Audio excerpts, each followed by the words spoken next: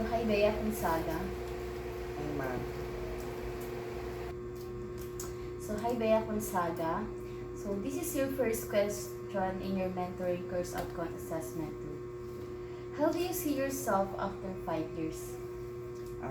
Thank you, ma'am, for that question. For me, I can see myself as a student right now of hospitality management.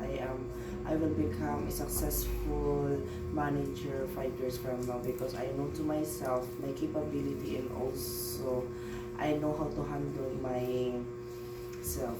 That's me.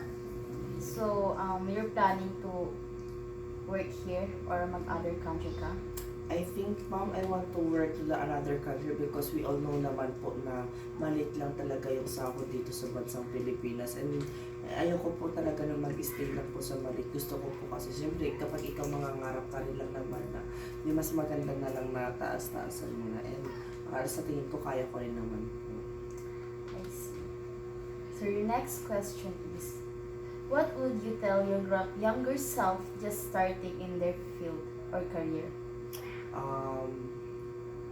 The things that I will say to my younger self is kailangan dapat maging matatag lang siya dahil alam ko naman sa sarili ko na ako ngayon ay naging matatag ako at hindi ako sumusuko sa anumang bagay. Dahil kapag once na nakita mo na sa sarili mo na napanghihinaan ka na hindi mo na kayang lumaban, ang mangyayari niyan ay hindi ka magiging successful sa kinabukasan mo. That's good, Bea. Yes, ma'am, and I know it. Your next question is, what's something you have done recently that you're proud of? Okay, ma'am. As a part of officer here in PLCST College, ma'am, and also officer of SLC officer, ma'am, the things that I know na nagawa ko na at nagiging proud ako is yung mas nakikilala ko po yung sarili ko ngayon, ma'am. Kasi alam ko na po kung saan po ako nagiging mahina at alam ko rin po kung saan ako nagiging malakas. At sa dahilan po na yan, ma'am, is mas ma-sure ko po sa sarili ko na kaya ko na i-handle yung sarili ko para sa ganun. Kapag meron akong mga problem na kakaharapin, kaya ko na po i-resolve, ma'am. Wait, what SLC does it mean?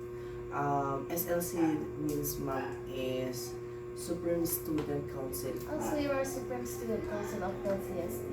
Yes po, ma'am, and I'm so very proud of that because marami pong mga problem na nasusolve po namin sa school po namin, and dahil po dyan, yun, mas natututo rin po kami mga officers, ganun po. At alam ko rin po na magagamit ko po yun para po sa career ko. Yes, the leadership. Yes, thank you, ma'am. What do you contribute to our company? I think ang kaya ko pa i-contribute sa isang company po na papasukan ko po is yung creativity ko at saka yung willingness ko po na magtrabaho na kasama po yung mga co-workers ko po, ma'am. Kasi naniniwala po ako na kapag masaya ka po sa isang lugar na pinagtatrabahuan mo ay magiging maganda po ang kakalabasan ng mga bagay-bagay. You're really good at communicating, Bea. Oh, thank you so much for that, ma'am. Ma'am? Can you describe a time when feedback helped you improve? Can Can you describe a time a time. when feedback helped you improve? Okay, ma'am.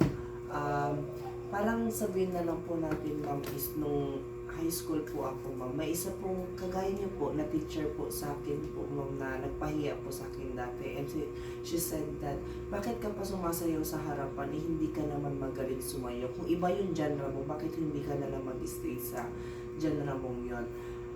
Ako, ma'am, bilang isang estudyante pa lang noon na nangangarap din naman na makilala sa school po namin, hindi lang sa pamamagitan ng pag-aaral, kundi sa iba rin pong part, for example po, sa sayaw po, sabi nga po natin. Bale, ang natutunan ko po sa feedback po na yun is, kung saan hindi ka magaling, dapat pag-aralan mo rin lang siya. Kasi nga, kung gusto mo talagang matuto, dapat may willingness ka talagang pag-aralan yung mga bagay-bagay na yun. At huwag mo ipakita sa nagsabi sa'yo na hindi ka magaling na hanggang doon ka na lamang, ma'am. Dapat kailangan po i-improve mo pa rin ang i-improve yung sarili mo. Dahil naniniwala naman po ako, ma'am, na ikaw rin ang makakatulong sa sarili mo po. question is, what does success look like to you? Okay.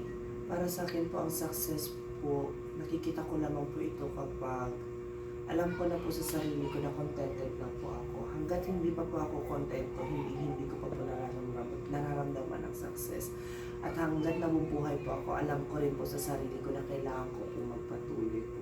Para po sa ganun is, mas maging makamit ko po yung mga nilanais-nais ko. At hindi lang po para sa akin, kundi para rin po sa mga ibang tao. Especially po sa mga parents ko po, sa family ko po. At kung mas papala rin pa po is sa mga co-workers ko rin po soon. Para po sa ganun is maging maayos po yung company po na papasukan ko, ma'am. You're so kind, Bea.